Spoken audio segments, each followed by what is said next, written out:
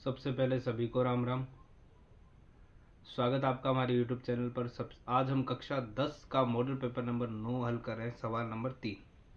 सवाल नंबर 3 जो हमें दिया गया उसका पहला जो सवाल है, अति लघुत्तरात्मक प्रश्न।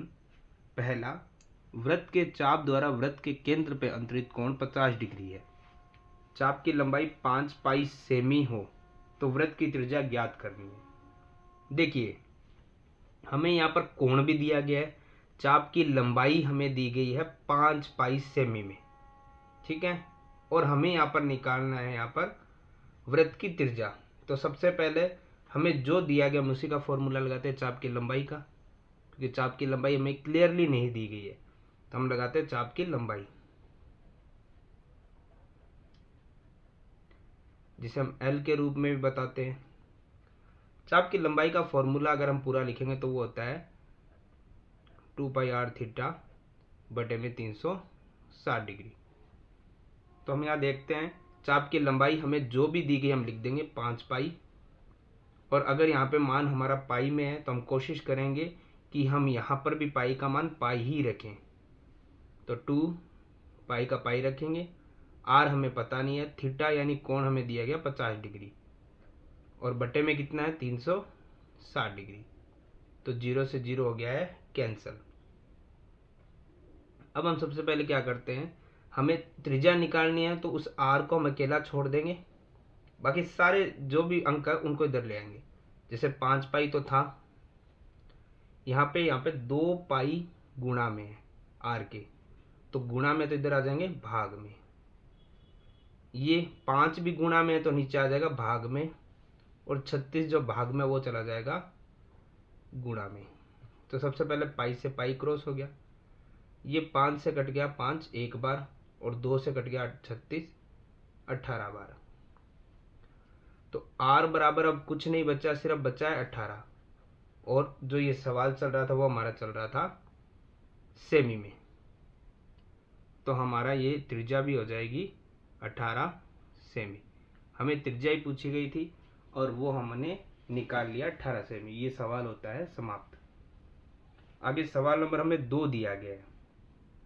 इसके अंदर हमें दिया गया है एक 52 ताश की गड्डी है, यानी हमें कुल परिणाम जो चाहिए था, कुल पत्ते, यानी कि इसे हम कुल परिणाम के नाम से भी जानते हैं, वो हमें मिल चुका है 52 होने वाला है। उस गड्डी को फेंट कर एक पत्ता में खींचना है और वह बादशाह का पत्ता है, तो उसे प्राप्त करने की प्रायिकता बताइए।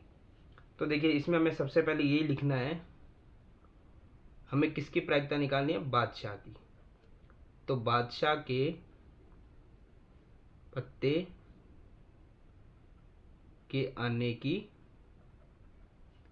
प्रायिकता। देखिए, इसमें एक छोटा सा फॉर्मूला जो हमें याद रखना है वो वही है कि सबसे पहले तो हमें लिखना है जो हमारा संभावित परिणाम होने वाला है, यानी अनुकूल परिणाम, और बट्टे में होता है कुल परिणाम। तो आपको इन पत्ते वाले सवालों में एक चीज ध्यान रखनी है, कभी भी कुछ भी बोला जाए, बादशाह का पत्ता या किसी प्रकार का पत्ता, वो देखने में टोटल पत्ते होते कितने ताश की गड्डी में। जैसे ब्लैक, रेड ऐसे बोल दिया जाए तो वो उन पत्तों की हम संख्या देख सकते हैं। बादशाह के पत्तों की देखते हैं तो एक पत्ते में बादशाह, एक जो गड्डी होती है उसमें बादशाह होते हैं 4, तो अनुकूल परिणाम कितना आ जाएगा 4। पट्टे में है कुल परिणाम, कुल परिणाम देख लेंगे, हमें पहले ही दिया गया था कुल पत्ते, वही कुल परिणाम है, कितना है 52। अगर ये हल हो पा रहा है तो इसे हम हल कर देंगे। जैसे 4 से 2 के पाड़े से भी जा रहा है ये, वैसे 4 के पाड़े से भी जा रहा है। 4 एकम 4, 4 एकम 4, हासिल आ गई 4 3 12, 1/13। इससे ज़्यादा ये हल नहीं हो सकता। तो बादशाह के आने की, पत्ते के आने की प्रायिकता रहेगी 1/13। इसके बाद है सवाल नंबर 3। एक अर्धगोले की त्रिज्या हमें दे रखी है, उसका आयतन निकालना है। तो अर्धगोले का आयतन, देखिए जैसे मैंने पहले ही कहा था आपको, प्रश्नावली 12 और अन्य जो प्रश्नावलियां हैं उनके सूत्र आप याद रखिएगा। हमें निकालना है अर्धगोले का आयतन। तो अर्धगोले का आयतन निकालने का फॉर्मूला होता है 4/3 पाई आर क्यूब। सॉरी, वो पूरे गोले का होता है, अर्धगोले का होता है 2/3 पाई आर क्यूब। तो 4/3 मैंने लिखा था, ये पूरे गोले का होता है, लेकिन हमें अर्धगोला निकालना है, मैंने ध्यान दिया है। तो अर्धगोले का होता है 2/3 पाई आर क्यूब। तो 2/3 पाई के लिए हमें कोई संकेत नहीं मिला है, तो हम सिंपल एक ही मान लगा सकते, वो था 22/7। आर यानी त्रिज्या हमें दे रखी है 3.5, और इसे हमें कितनी बार लिखना है? 3 बार। आप पॉइंट हटाना चाहे तो पॉइंट हटा सकते हैं कुछ इस प्रकार से, तो हमें पता है बट्टे में क्या आ जाएगा। अब अगर ये हल हो पा रहा है तो हम हल कर दे। 7 से 35 कट रहा है 5 बार, 5 से 10 कट रहा है 2 बार, और 2 से 2 कट रहा है 1 बार। एक बार हम वापस से क्लियरली लिख लेते। देखिए यहाँ पे कुछ नहीं बचा, यहाँ बचा 22, यहाँ पे कुछ नहीं बचा, यहाँ 35 और 35। भाग में हमारे पास बचा यहाँ पे 3, यहाँ पे कुछ नहीं बचा, यहाँ पे कुछ नहीं बचा, यहाँ बचा 10 × 10 100। इसे 10 × 10 भी लिख सकते हैं। अब अगर हम देखें तो कुछ भी कट नहीं रहा है। जब कुछ नहीं कट रहा है तो हमें सिंपल एक ही चीज़ करनी होगी। अब हम इन संख्याओं की गुणा कर सकते हैं और लास्ट में हम इनका भाग लगा सकते हैं, क्योंकि अब इसके अलावा तो कुछ कट रहा नहीं है पूरा पूरा। तो अब सिंपल एक ही हम इनकी गुणा कर देते हैं, फिर भाग लगा देते हैं। तो सबसे पहले हम कर देते हैं यहाँ पर, एक बार 22 को हम 22 रख लेते हैं, और 35 की तो 35 की गुणा यानी 35 का वर्ग निकाल लेते हैं, जो होता है 1225। भाग में देखें हम तो यहाँ पे 3 × 100, ये तो सिंपल है 300। ठीक है, अब हम आगे क्या करते हैं, 22 की गुणा कर लेते हैं 1225 से। तो इसकी गुणा हम करके देख लेते हैं, जो ऑलमोस्ट आंसर आने वाला है हमारा 22 5 110, 11 चला गया, 22 44 और 11 55, 44 4 26, ये आ गया 26,950, और भाग में है 300। तो देखो 0 से 0 तो एक फ्री कर देते हैं, अब 30 और सिंपल रहेगा। अब हमें इसको काटना है, तो ये हम किसी भी पहाड़े से काट के देख सकते हैं। जैसे ये हमारी संख्या कट रही है 5 के पहाड़े से, 5 × 30, 5 × 25, यहाँ बच गया हमारा 1, 5 × 15, बच गया 4, 5 नहीं 45, 539, और भाग में बचा हमारे पास 6। अंततः हमारे पास अब इतना ही बचा है, और इसका मतलब ये है कि अब हमें इस संख्या का अगर कट रहा है तो हम काट देंगे। ये 2 के पाड़े से 3 के पाड़े से कट सकता है, ये 3 के पाड़े से पूरा नहीं जा सकता। इसका मतलब एक ही है कि अब हमारे पास फाइनल ये है, इसका भाग ही लगाना पड़ेगा और हम कुछ नहीं कर सकते। तो ये कट रहा है, अगर 6 से हम भाग लगाएं तो जा रहा है 6 8 48, बच गया 5, 59 हो गया, 6 9 54, बच गया 5, पॉइंट लगाएंगे अब हम 50, 6 8 48, बच गया 2, 0 20, 6 3 18, फिर 2 6 3 18। अब ये तो प्रोसेस चलता रहेगा आगे से आगे। इसका मतलब ये हो गया कि ऑलमोस्ट यही हमारा आंसर है, और आयतन निकाला तो हो जाएगा सेमी क्यूब में। तो इस तरीके से हमारा सवाल नंबर जो 3 था तीसरे का, वो भी होता है कंप्लीट। आखिर सवाल नंबर हमें 4 दिया गया है। एक बेलन के आधार का क्षेत्रफल हमें दिया गया है, और ये सवाल हम पहले भी एक चीज देख के आए थे कि बेलन का जो आधार होता है वो कैसा होता है, वो होता है वृत्ताकार। यानी ये बेलन के आधार का क्षेत्रफल मतलब ये बेलन का मान लो या उस वृत्त का मान लो, वृत्ताकार क्षेत्रफल दिया गया, वृत्ताकार भाग का क्षेत्रफल। ठीक है, और उस बेलन की ऊंचाई भी दे रखी है। बेलन का आयतन हमें क्या करना है, ज्ञात करना है। तो जैसे आपको पहले ही बताया था हमने,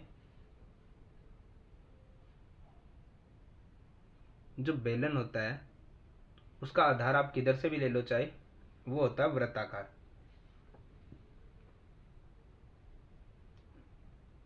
कैसा होता है, वृत्ताकार होता है। और हमने एक चीज देखी थी कि वृत्ताकार अगर होगा तो हमारा जो फॉर्मूला होगा वो भी किसका रहेगा, वृत्त का रहेगा। ठीक है, यानी कि ये जो क्षेत्रफल दिया आधार का, ये वृत्ताकार भागकार वृत्त का क्षेत्रफल होता है पाई आर स्क्वायर, ये हमें पता है। चलिए एक चीज क्लियर होगी। अब हमें निकालना था बेलन का आयतन, तो बेलन का आयतन निकालेंगे तो उसी का फॉर्मूला लगाएंगे हम। बेलन का आयतन जो होता है पाई आर स्क्वायर एच, ये बेलन के आयतन का सूत्र होता है। तो ध्यान से देखिए, बेलन का आयतन दिया गया, पूछा गया हमसे, जिसमें पाई आर स्क्वायर एच फॉर्मूला आता है, लेकिन हमें दिया था बेलन के आधार का क्षेत्रफल, और बेलन का आधार होता है वृत्ताकार, उसका फॉर्मूला था पाई आर स्क्वायर। यानी हमें ये जो क्षेत्रफल दिया 154 सेमी, ये दिया गया पाई आर स्क्वायर का मान, यानी पाई आर स्क्वायर की जगह हम क्या रख सकते हैं 154, और गुणा में हमें क्या दिया हुआ है एच, एच हमें कितने पास है 21, यानी सिंपल सा इन दोनों में गुणा करते हमारा बेलन का आयतन निकल जाएगा। ठीक है, तो अब हमें सिर्फ क्या करना है, इन दोनों की गुणा करनी है, जो हम कर देते हैं 21 चौक 84, 8 हासिल चली जाएगी, 21 मांझे 105, 105 और 8 113, 11 हासिल चली जाएगी, 21 से कम 21 और 11 हो गया 32, और आयतन निकाला है तो घन सेमी में चला जाएगा, यानी सेमी क्यूब। तो ये हमारा सवाल नंबर 4 कंप्लीट हो गया तीसरे का।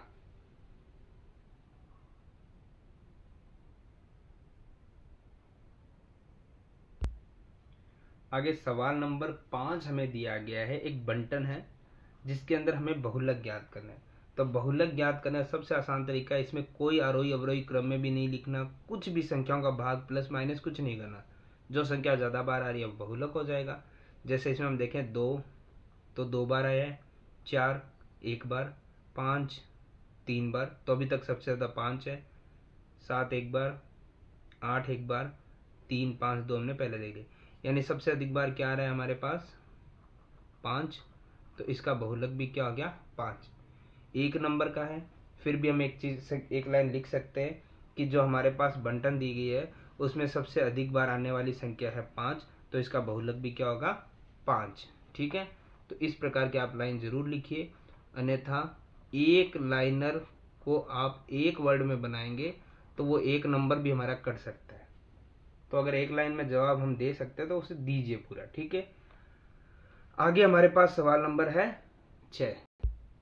आगे इस सवाल में हम एक चीज देखते हैं, माध्यक निकालना है, लेकिन माध्यक निकालने का हम अगर बड़े वाले फॉर्मूले से चलते तो उसमें हमें CI चाहिए थी फॉर्मूले के लिए, लेकिन अगर हमारे पास CI अगर नहीं है, वर्ग अंतराल नहीं है, तो माध्यक किस प्रकार से निकलेगा। फिर हमारे पास एक सिंपल सी चीज आती है, और वो होती है हमारे पास यहाँ पर सबसे पहले n/2 का यूज करेंगे, जो माध्यक में हम नॉर्मली करते भी थे। n आता है हमारे पास, आप कुछ भी मत करो, CF का जो अंतिम पद होता है, क्योंकि F भी हमें यहाँ पे दी नहीं गई है, CF यानी संचयी बारंबारता आखिरी पद जो होता है वही हमारे लिए क्या होता है n होता है। तो वो आया है 10 और 2 का भाग लगाएंगे तो हमारा 5। ये माध्यक नहीं है, पहले भी एक सवाल आया था मैंने बताया था आपको, जो ये आंसर आता है अगर ये फॉर्मूला पूरा CI होता वर्ग अंतराल, तो हम क्या करते, जो हमारा n/2 का मान आया उसको हम देखते CF में उससे जस्ट बड़ा, लेकिन अब हमारे पास फॉर्मूला बिल्कुल चेंज हो जाता है। इसमें आपके पास जो आया है वो हमें CF में देखना, अगर मिल रहा है तो उसके सामने वाला जो x होता है वही हमारा क्या हो जाता है आंसर। तो हम यहाँ पे एक लाइन में बता देंगे, यहाँ पर CF कितना दिया गया हमें, CF हमारे पास आया 5। ठीक है, और अगर CF 5 है तो इसका मध्य कितना आएगा 6, क्योंकि सामने वाला मान कितना दिया गया है 6।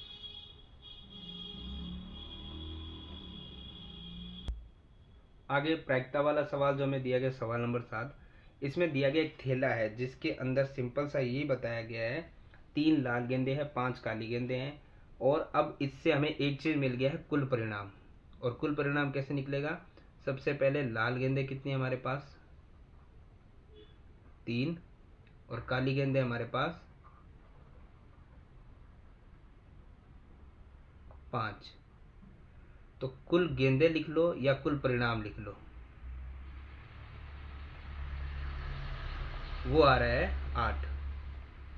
अब हमें निकालना है एक लाल गेंद की प्रायिकता, तो हम लिख देंगे लाल गेंद आने की प्रायिकता।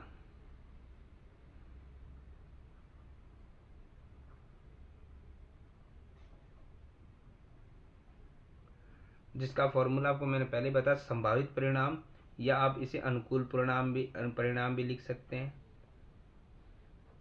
और बट्टे में कुल परिणाम। तो अनुकूल परिणाम तो हमें दिखना है जो गेंद या जो अंक हमसे पूछा गया उसी की। लाल गेंद, तो लाल गेंद कितनी थी हमारे पास 3, और कुल परिणाम कितना था 8।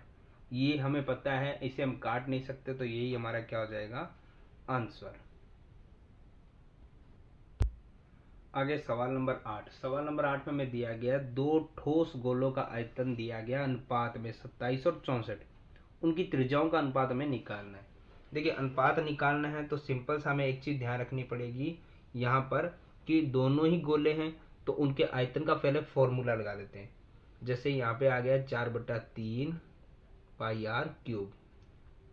ठोस गोले हैं, उनका फॉर्मूला यही होता है, और दोनों ही है गोले, तो 4/3 पाई आर क्यूब। तो यहाँ पे हम देखते हैं हमें इनका अनुपात दिया गया 27/64, 27/64, क्योंकि एक का अनुपात 27 है, एक का 64 है।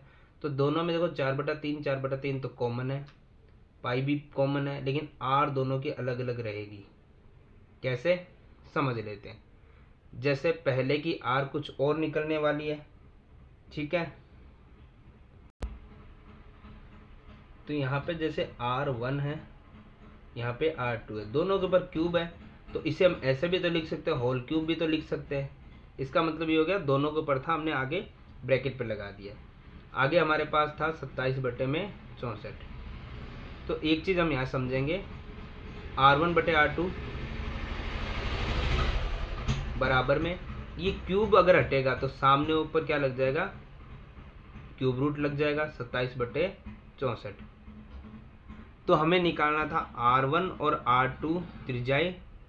तो अगर क्यूब रूट लग रहा है, क्यूब रूट लगना है, तो 27 का भी क्यूब घनमूल निकल जाएगा और 64 का भी घनमूल निकल जाएगा, क्यूब रूट निकल जाएंगे।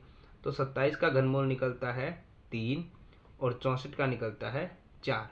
यानी कि हमारी जो दोनों ठोस गोले उनके त्रिज्याओं का अनुपात रहेगा 3/4, या 3:4 भी आप लिख सकते हो, 3:4।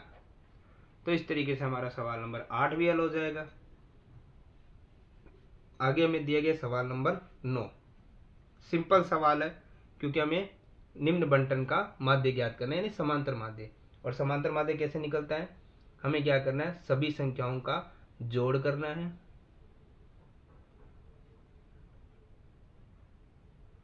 और बट्टे में कुल संख्या करनी है, जो ये है 1 2 3 4 5 6 6। 5 और 9 14 और 11 25, 25 और 17 42, 42 और 8 50 और 4 54, बट्टे में 6। 6 का 54 में भाग जा रहा है 9 बार, यानी कि समांतर माध्य कितना है इसका 9। यही इसका राइट आंसर हो जाएगा। आगे आ रहा है हमारा सवाल नंबर 10।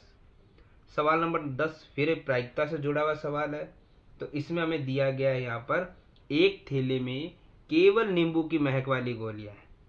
तो सवाल ध्यान से समझिएगा, यहाँ पे हमें दिया गया है कि एक थैले में नींबू की महक वाली गोलियां कितनी, एक थैले में केवल नींबू की महक वाली गोलियां।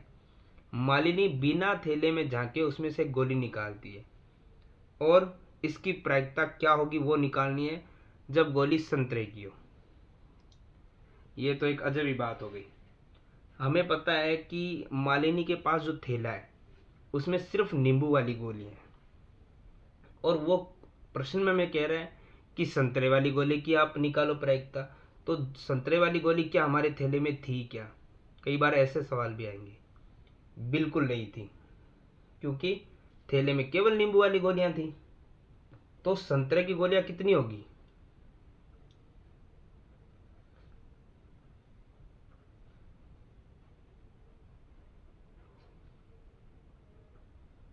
इसका अनुकूल परिणाम कितना निकलेगा? 0। क्यों 0? क्योंकि संतरे वाली गोली तो थी नहीं। बट्टे में कुल परिणाम कितना आएगा?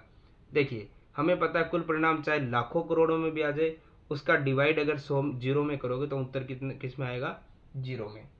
और इसका कारण हम लिख देंगे, क्योंकि थैले में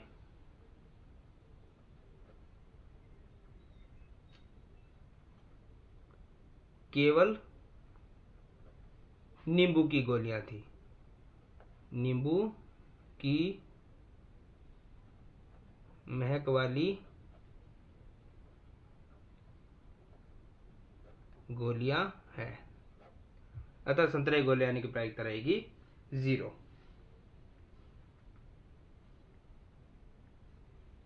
सवाल नंबर 9, अर्धगोले का आयतन ज्ञात करने का सूत्र लिखना है। सिर्फ और सिर्फ सूत्र लिखना है हमें अर्धगोले का। तो यहाँ पे अर्धगोले का आयतन रहेगा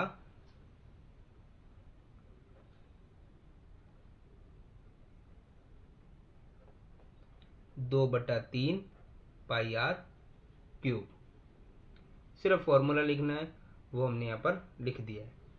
आगे 12वां सवाल जो हमें दिया गया है, वो दिया गया वर्ग अंतराल 10 और 20 का वर्ग चिन्ह ज्ञात करो। वर्ग चिन्ह बोलते हैं x को, और हमें पता है कि हम माध्य में x बहुत निकालते थे। यदि वर्ग अंतराल हमारे सामने तो हम कैसे निकालते थे कि हमारे पास जो निम्न सीमा और जो उच्च सीमा है, उन दोनों को हम क्या करेंगे? जोड़ देंगे और फिर उनको आधा कर लेंगे, यानी 2 का भाग लगा देंगे। तो 10 20 हो गया 30, 30 में 2 का भाग लगाओ तो उत्तर आएगा 15। यानी इनका वर्ग चिन्ह बोल दो या फिर x बोल दो, यह आएगा 15। तो ये हमारा सवाल नंबर 3 भी होता है कंप्लीट।